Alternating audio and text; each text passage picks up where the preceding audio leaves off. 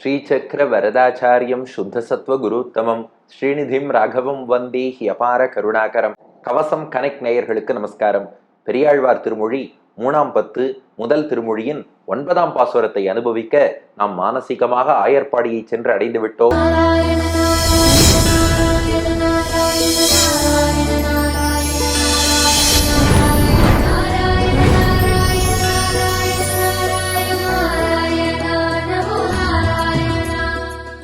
பெரியாழ்வார் யசோதைக்கும் குட்டி கண்ணனுக்கும் பெரிய விவாதமே நடந்துட்டு இருக்கு.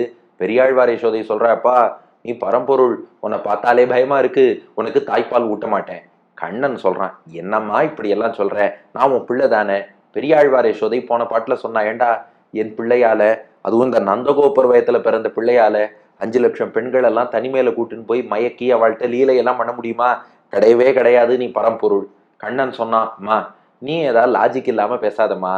5 லட்சம் பெண்களை நான் கூட்டுன்னு போனேன்னா அவள் வீட்டில் இருக்க பெற்றோர்கள்லாம் சும்மா இருப்பாளா? வீடு வீடா போய் 5 லட்சம் பெண்களையும் வாங்கோ வாங்கோ வாங்கோன்னு கூப்பிடுற வரைக்கும் அவள் வீட்டில் பெற்றோர்கள்லாம் வேடிக்கை பார்ப்பா.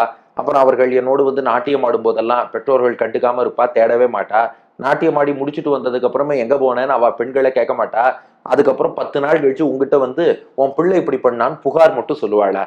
என்னம்மா இது? நம்ம கண்ணெதிர ஒன்றும் இல்லை, ஒரு சாமானிய உதாரணம். நம்ம கையில ஒரு மோதிரம் போட்டுன்னு இருக்கோம். ஒரு திருடம் மோதிரத்தை கயட்டின்னு போனான்னா கயட்டுற வரைக்கும் வேடிக்கை பார்த்துட்டு, ஓடுற வரைக்கும் வேடிக்கை பார்த்துட்டு, 10 நாள் பொறுத்து இருந்துட்டு அதுக்கப்புறம் போய் நம்ம புகார் அளிப்போமா? First information ரிப்போர்ட்டுங்கிறான், எஃப்ஐஆர்னு. முதல் இன்ஃபர்மேஷன் அங்கே கொடுக்கணும். எல்லாம் நடந்து முடிஞ்சதுக்கு அப்புறம் சொல்றதுக்கு என்ன இருக்கு? இதெல்லாம் பொய் சொல்றாமான்னா. பெரியாழ்வார் யசோதை சொன்னது பாரு, நீ இப்படி பேசுவன்னு எனக்கு தெரியும், நீ என்ன லீல பண்ணி அவளை அழைச்சுன்னு போனேன்னு எனக்கு தெரியும், சொல்லட்டுமான்னு கேட்டா.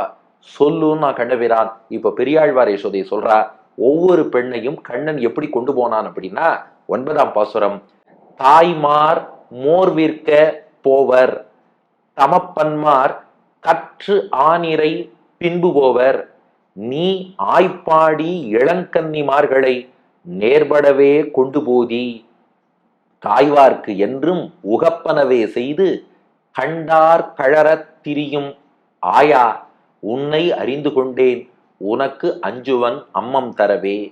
தாய்மார் மோர் விற்கப் போவர், தமப்பன்மார் கற்றானிரை பின்பு போவர், நீ ஆய்ப்பாடி இளங்கன்னிமார்களை நேர்படவே கொண்டு போதி, காய்வார்க்கென்றும் உகப்பனவே செய்து கண்டார் கழறத் திரியும் ஆயா, உன்னை அறிந்து கொண்டேன், உனக்கு அஞ்சுவன் அம்மம் தரவே. கிருஷ்ணா, நீ என்ன பண்ணுவேன்னா, அந்த பெண்களுடைய அம்மாக்கள் எல்லாரையும் நீங்க இன்னும் மோர் விற்க போலையா, போய் மோர் வித்துட்டு வாங்கோன்னு அவள் அனுப்பிடுவ. அவ தகப்பன்மார்களை எல்லாம் பார்த்து, நீங்க கண்ணுக்குட்டி மாடுகள் எல்லாம் மேய்க்கலையா, மாடு மேய்க்க போங்கோன்னு அவளை அனுப்பிடுவ. அவ அம்மாக்களை எல்லாம் மோர் விற்க அனுப்புவ, அப்பாக்களை எல்லாம் கண்ணு மாடுகளை மேய்க்க அனுப்புவ. பெண்கள் மட்டும் வீட்டுல தனியா இருப்பா. இருக்கிற பெண்களோடு போய் நீங்க என்னோட விளையாட வாங்கோன்னு சொல்லி தனிமைக்கு அழைத்து செல்வாய், எனக்கு தெரியும்னா பெரியாழ்வார் யசோதை. கண்ணன் பார்த்தான், என்னம்மா இது, நீயும் ஏதோ பெருசா சொல்ல போறேன்னு பார்த்தா, நான் மோர் விற்க சொல்லுவேன், மாடு மேய்க்க சொல்லுவேன், இதெல்லாம் நான் சொல்லித்தான் அவ பண்ணணுமா? ஆயர்குல பெண் எப்படியா இருந்தாலும் கார்த்தாலும் மோர் விற்கத்தான் போவா, ஆயர் எப்படியா இருந்தாலும் மாடை மேய்க்கத்தான் போவார், இதெல்லாம் நான் என்னமா பண்ணேன்னா? இல்ல, பாட்ட கவனி. பெரியாழ்வார் யசோதை அழகா சொல்றா. இதுக்கு மணவாள மாமுனிகள் ரொம்ப ரசிச்சு ரசிச்சு வியாக்கியானம் பண்ணியிருக்கார். தாய்மார், அந்த பெண்களின் தாய்கள் இருக்காளே, மோர் விற்க போவர், மோர் விற்க, மோரை விற்பதற்காக போவர். ஆனா அதை அனுப்பினதே கிருஷ்ணனா. ஏன்னா அந்த ஊர்ல மோர் விற்க வேண்டிய தேவையே கிடையாது. எல்லார் வீட்லயும் பசுமாடு இருக்கு. எல்லா பசுக்களும் ஏற்ற கலங்கள் எதிர்பொங்கி மீதளிப்ப மாற்றாதே பால் சொரியும் வள்ளல் பெரும்பசுக்கள் அள்ளி சுரக்கிறது பாலை. எல்லார் வீட்லயும் தயிர் இருக்கு, எல்லார் வீட்லயும் மோர் இருக்கு, எல்லார் வீட்லயும் வெண்ணெய் இருக்கு, எல்லார் வீட்லயும் நெய் இருக்கு. அப்படிப்பட்ட ஊர்ல யாராவது மோர் விற்க போகணுமான்னு நீங்க சொல்லுங்க. யாராவது ஒருத்தர் வீட்டுல பசுமாடு இல்லைன்னா இன்னொருத்தர் வீட்டுல போய் தயிர் மோர் இதெல்லாம் வாங்கணும். எல்லார் வீட்லயும் பசுமாடு இருக்கே, அவ வீட்லயே பால் தயிர் மோரெல்லாம் இருக்கே, எதுக்கு விற்கணும்னா? கண்ணன் போய் அந்த பெண்களுடைய தாய்மார்கள் எல்லாம் ஒரு நாள் சந்திச்சு ஒரு கூட்டம் நடத்தினானோ. பாருங்க, ஸ்வதர்மத்தை மட்டும் யாரும் விட்டுடவே கூடாது. அவாவாளுக்கு ஒரு கடமைன்னு இருக்கு, அதை செஞ்சுதான் ஆகணும். நீங்கள்லாம் ஆயர்குலத்தை சேர்ந்தவர்கள். இந்த பெண்களுக்கெல்லாம் என்ன தர்மம்னா, மோர் விற்பது தான் தர்மம். ஆனா நமக்கு ப்ராப்ளம், இந்த ஊர்ல எல்லார் வீட்லயுமே பசுமாடு இருக்கிறதுனால மோருக்கான தேவை யாருக்கும் இல்லை. ஒன்றும் பிரச்சனை இல்லை, நீங்கள்லாம் பக்கத்து ஊர்களுக்கு போய் மோர் வித்துட்டு வாங்கோ. ஒருத்தர் மதுராவுக்கு போங்க, ஒருத்தர் இந்த பக்கம் போங்க, கிழக்கு மேற்கு எவ்வளவு ஊர் சுத்தி இருக்கு, அங்கெல்லாம் போய் மோர் வித்துட்டு வாங்கோ. இல்ல நன்னாவே நடக்க முடியும்னா கொஞ்சம் மிதிலை வரைக்கும் கூட போகலாம், அயோத்தியா வரைக்கும் கூட போய் போகலாம், நன்னா தூரக்க போய் நிறைய மோர் வியாபாரம் பண்ணிட்டு வாங்கோ, ஸ்வதர்மத்தை விடக்கூடாதுன்னு நானா. ஆஹா, கிருஷ்ணனே சொல்றான், சரியா தான் இருக்கும், நம்ம தர்மத்தை யாரும் விட்டுடக்கூடாது, நம்ம ஊர்ல மோர் வாங்க ஆள் இல்லைன்னா என்ன, வெளியூர்ல போய் நாம வியாபாரம் பண்ணுவோம்னு அவ தலையில மோர் குடத்தை வச்சுட்டு மோர் வாங்கலையோ மோர் வாங்கலையோ மோர் வாங்கலையோன்னு பக்கத்து ஊர்களுக்கு போயிட்டா. கண்ணன் பார்த்தானா, அப்பா இவாளெல்லாம் வெளியூர் அனுப்பிட்டோம், இவாளெல்லாம் மோர் வித்துட்டு வரதுக்கு நாழி ஆகும், அதுக்குள்ள நாம விளையாடலான்னு முடிவு பண்ணானா. முடிவு பண்ணா அந்த வீட்டுல அவ தகப்பன்மார்கள் இருக்காளே, இவாளை டைவர்ட் பண்ணணும். அதுக்கு என்ன பண்ணானா, தமப்பன்மார் கற்றானிரை பின்பு போவர். அவள்லாம் மாடு மேய்க்க போவாங்கிறது எல்லாருக்கும் தெரிஞ்சதுதான். மாடு மேய்க்கிறதுக்கு வீட்டுல இருந்து ஒரு ஆண் போனா போறோம். ஆனா கண்ணன் போய் என்ன சொல்லுவானா, உங்க வீட்டு பசங்களை மட்டும் மாடு மேய்க்க அனுப்பிட்டு, அவ பொதுவா என்ன பண்ணுவா, சின்ன குழந்தைகள் இருக்கான்னா கண்ணுக்குட்டியை நீ போய் மேய்ச்சிட்டு வான்றுவா. பெரியோர்கள் பெரிய மாடுகளை மட்டும் மேய்ப்பா. கண்ணன் போய் அந்த பெரியோர்களை சந்திச்சது பாருங்க, கண்ணுக்குட்டி தான் ரொம்ப வேகமா துள்ளி ஓடும், கண்ணுக்குட்டி தான் சரியா சாப்பிடாது விஷமம் பண்ணும், அதை இந்த விஷமக்கார பசங்களை நம்பி விடக்கூடாது. என்ன பண்ணுங்க, நீங்களும் ஒரு தடவை போய் சூப்பர்வைஸ் பண்ணி இந்த கண்ணுக்குட்டி எல்லாம் ஒழுங்கா மேயறதா அதை போய் பாருங்க. நீங்க வெறும் மாடுகளை மேய்ச்சா மட்டும் போறாது, கண்ணுக்குட்டியையும் சேர்த்து மேய்க்கணும்னு இவன் போய் சொல்லி கொடுத்துருக்கானா. அதனாலதான் தமப்பன்மார், இந்த பெண்களுடைய தகப்பன்மார்கள் ஆணிரை பின்பு போவர் இல்ல, கற்று ஆணிரை பின்பு போவர். கற்றுன்னா கண்ணுக்குட்டின்னு அர்த்தம். இவ மாடு பின்னாடி போறதும் சொல்லாமையே போயிடுவா.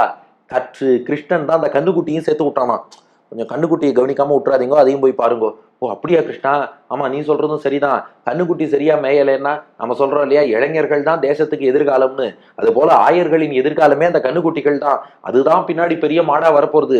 கிருஷ்ணா நீ சரியா சொன்ன, கண்ணுக்குட்டியை தாண்டா முக்கியமா பாத்துக்கணும். சரின்னு சொல்லிட்டு கற்று ஆணிரை பின்பு போவர். கண்ணுக்குட்டி, ஆணிரைனா பசு கூட்டம், கன்று பசு ரெண்டின் கூட்டம் பின்னாடி பின்பு போவர், பின்னாடி போயிடுறானாம். இப்ப இதுல என்ன ப்ராப்ளம்னா, பசுமாடுனா நேரா மேய்ச்சல் இடத்துக்கு போகும், மேயும், மேய்ஞ்சு முடிச்சுட்டா திரும்பி வந்துடும். ஆனா இந்த கண்ணுக்குட்டி இருக்கே இளங்கன்று பயம் அறியாது, இங்க ஓடும் அங்க ஓடும், இங்க மேய்ஞ்சா திருப்தி இல்லை அங்க போகும். இவ ஆவது பின்னாடி ஓடின்னு இருக்கட்டும், இந்த கண்ணுக்குட்டி பின்னாடி ஓடின்னு இருந்தா இவ தகப்பன்மார்கள் இப்போதைக்கு வீட்டு பக்கம் வரமாட்டா. அதனால மோர் விற்கிறேன்னு சொல்லி பக்கத்து ஊருக்கு தாய்மார்களை டைவர்ட் பண்ணி விட்டான். கண்ணுக்குட்டிகளை கவனிக்க சொல்லி தகப்பன்மார்களை இந்த பக்கம் டைவர்ட் பண்ணிட்டான். கிருஷ்ணன் பார்த்தான், அப்பா இனி நாம பகல் ஃபுல்லா இந்த பெண்களோடு நாட்டியம் ஆடலாம், யாரும் நம்மள ஒண்ணும் பண்ண முடியாது. அதுலயும் என்ன பண்ணானா, அவ வீட்டுல போய் விஷமம் பண்ணா சொந்தக்காரர்னு யாராவது ஒருத்தர் வந்து கதவை தட்டுவார், அப்புறம் மாட்டிக்கணும். அதனால என்ன பண்ணிட்டானா, நீ ஆய்ப்பாடி இளங்கன்னிமார்களை நேர்படவே கொண்டு போதி, உனக்கு பிடித்தமான இடத்துக்கு எல்லாரையும் வர சொல்லி. இன்னொன்னு, ஒவ்வொரு பெண்ணா வீடு வீடா போய் சந்திக்க முடியாது, எல்லாரையும் ஒரே இடத்துக்கு வர சொல்லிடணும். அதனால நீ ஏ கிருஷ்ணா, இவ்வளவு பெரிய விஷமக்காரனே, தாய்மார் மோர் விற்க போவர், தமப்பன்மார் கற்றானிரை பின்பு போவர், நீ எல்லாரும் போனதுக்கு அப்புறம் உனக்கு நல்லா அவகாசம் கிடைச்சுடுத்து, டைம் கிடைச்சுடுத்து, ஆய்ப்பாடி இளங்கன்னிமார்களை, அந்த ஆயர்பாடியில் உள்ள தகப்பனார் தாயார் இருவருமே அருகில் இல்லாத இளமையான கன்னிமார்களை, அந்த கன்னிப்பெண்களை எல்லாம் நேர்படவே, நேர்பட என்றால் நினைத்த இடம்னு அர்த்தம், நேர்படவே நீ நினைத்த இடத்துக்கு, உனக்கு விருப்பமான இடத்துக்கு கொண்டு போதி.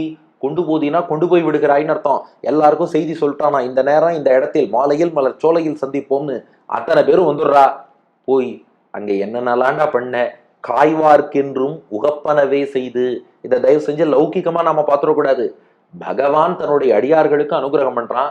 இது ஜீவாத்மாவுக்கும் பரமாத்மாவுக்கும் இடையிலான இன்டராக்ஷனை ஒழிய இதுல சரீர ரீதியான விஷயங்கள் எதுவும் கிடையாது.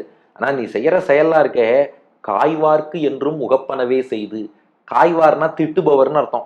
யார் அவர்கள்னா மாமுனிகள் காட்டுறார். சிசுபாலன், துரியோதனன், கம்சன், ஜராசந்தன் உள்ளிட்டோர் யாரெல்லாம் கண்ணனை திட்டின்றே இருக்காளோ அவள்லாம் காய்வார். உன்னை எப்போதும் காய்ந்து கொண்டே திட்டின்றே இருக்காளே, என்றும் எப்போதும் நீ என்ன பண்றன்னா அந்த காய்வார்க்கு, உன்னை திட்டவாளுக்கு உகப்பனவே செய்து. உகப்பனா விருப்பமான செயல்கள், உகப்பனவே செய்து. எப்போதுமே நீ அவளை டிசப்பாயிண்டே பண்றது இல்லை. அவளுக்கு என்ன பிடிக்குமோ அதை பண்ற. அவளுக்கு என்ன பிடிக்கும்னா, இதுக்கு மணவாள மாமுனிகள் அழகாவே வியாக்கியானம் பண்றார். சிசுபாலன் கண்ணனை திட்டணும்னா அவன் திட்டுறதுக்குன்னு ஏதாவது கண்டென்ட் வேணுமோ இல்லையோ, கிருஷ்ணன் என்ன பண்றானா, ஓ உனக்கு கண்டென்ட் தானே வேணும், பார் தகப்பனார்களை எல்லாம் மாடு பின்னாடி அனுப்பின, தாய்மார்களை எல்லாம் மூர்விக்கு அனுப்பின, பெண்கள் எல்லாம் கடத்தின்னு வந்து அவளோட விளையாடின, உனக்கு திட்ட கண்டென்ட் கிடைச்சுடுத்தா நன்னா திட்டிக்கோ இப்படின்னு. ஏன்பா அடியார்களுக்கு ஏதாவது அனுகிரகம் பண்ணுவேன்னு பார்த்தா நீ உன்னை திட்டவாளுக்கெல்லாம் கண்டென்ட்டா கொடுத்துட்டு இருக்க. இந்த ஓப்பனை செய்துன்னா கண்டென்ட் கொடுக்கறான்னு அர்த்தமா. காய்வார்க்கு என்றும், உன்னை யாரெல்லாம் திட்டணும்னு நினைக்கிறாளோ என்றும்னா எல்லா காலத்திலும் நீ எப்போதுமே அவளை டிசப்பாயிண்டே பண்றது இல்லை, ஏமாத்துறதே இல்லை. உன்னை திட்டத்துக்கு தேவையான விஷயங்களையும் விஷமங்களையும் உகப்பனவே செய்து அப்படியே வரிசையா செய்து செய்து செய்து செய்து அவளெல்லாம் நன்றாக திருப்திப்படுத்துகிறாய். கண்டார் கழற திரியும். ஆனா கடைசியில எப்படி அடுத்து தெரியுமா? கண்டார். இந்த காட்சியை யாருமே பார்க்கலன்னு நினைக்கிறியா? ஊரார் அப்பப்போ பார்த்துட்டா. கண்டார், கண்டவர்கள் எல்லாம் பார்த்தவர்கள் எல்லாம் கழற திரியும். கழற அப்படின்னா நொந்து போகும்படின்னு அர்த்தம். ஐயோ என்னடா இது, நம்ம ஆயர் குலத்துல பிறந்துட்டு இப்படி எல்லாம் பெண்களோடு விஷமம் பண்றானேன்னு சொல்லி கழற, மனமே நொந்தி நொந்து போய் எங்கிட்ட புகார் சொல்றாப்பா. கழற திரியும், மனம் நொந்து போய் புகார் சொல்லும்படி. இந்த கழறுதல் அப்படின்னா நொந்து போய் புலம்புறதுன்னு அர்த்தம். அப்படி நொந்து என்கிட்ட புலம்புறா. என்னது இது, நம்ம ஆயர் குலத்துல பிறந்த பிள்ளை, நம்ம ஊர் தலைவரோட பிள்ளை, ஊருக்கே இளவரசன், இப்படி எல்லாம் பண்ணலாமா என்று கண்டாள். கண்டார் கழற, அவ நொந்து போய் புலம்பும்படி திரியும். இப்படியே திரிந்து கொண்டிருக்கக்கூடிய ஆயா, ஆயர் குலத்தில் தோன்றிய இடைப்பிள்ளையே. ஏண்டா நம்ம குலத்துல எல்லாரும் எவ்வளவு தூரம் அடக்க ஒடுக்கமா, அவாவா மாடு மேய்க்கிறோம்னா அந்த வேலையை பார்த்துட்டு இருந்தோம், பால் தயிர் விற்கிறோம்னா அதை பார்த்துட்டு இருந்தோம். ஏண்டா இந்த மாதிரி விஷமம் பண்ற? இதுல இருந்து என்ன தெரியுதுன்னா, ஆயா ஆயன் என்று நீ வந்ததெல்லாம் வெறும் வேஷம்னு புரியுது. நீ ஆயன் கிடையாது, மாயன். அதனாலதான் இவ்வளவு பண்ணிட்டு இருக்க. அதனால உன்னை அறிந்து கொண்டேன், நீ யாருன்னு புரிஞ்சு போச்சு. நீ ஆயன் கிடையாது, மாயன். உனக்கு அஞ்சுவன் அம்மம் தரவே. நீ ஆயனா இருந்தா கொடுத்துடுவேன், மாயனுக்கு நான் எப்படா கொடுக்க முடியும்? இந்த தாயின் மனசை நீ புரிஞ்சுக்கோ என்கிறாள் பெரியாழ்வார் யசோதை. தாய்மார் மோர் விற்க போவர், தமப்பன்மார் கற்று ஆனிரை பின்பு போவர். நீ ஆய்ப்பாடி இளங்கன்னிமார்களை நேர்படவே கொண்டு போதி. தாய்வார்க்கு என்றும் உகப்பனவே செய்து கண்டார் கழறத் திரியும். ஆயா, உன்னை அறிந்து கொண்டேன், உனக்கு அஞ்சுவன் அம்மம் தரவே. தாய்மார் மோர்விற்கப் போவர், தமப்பன்மார் கற்றானிரை பின்பு போவர். நீ ஆய்ப்பாடி இளங்கன்னிமார்களை நேர்படவே கொண்டு போதி. காய்வார்க்கென்றும் உகப்பனவே செய்து கண்டார் கழறத் திரியும். ஆயா, உன்னை அறிந்து கொண்டேன், உனக்கு அஞ்சுவன் அம்மம் தரவே.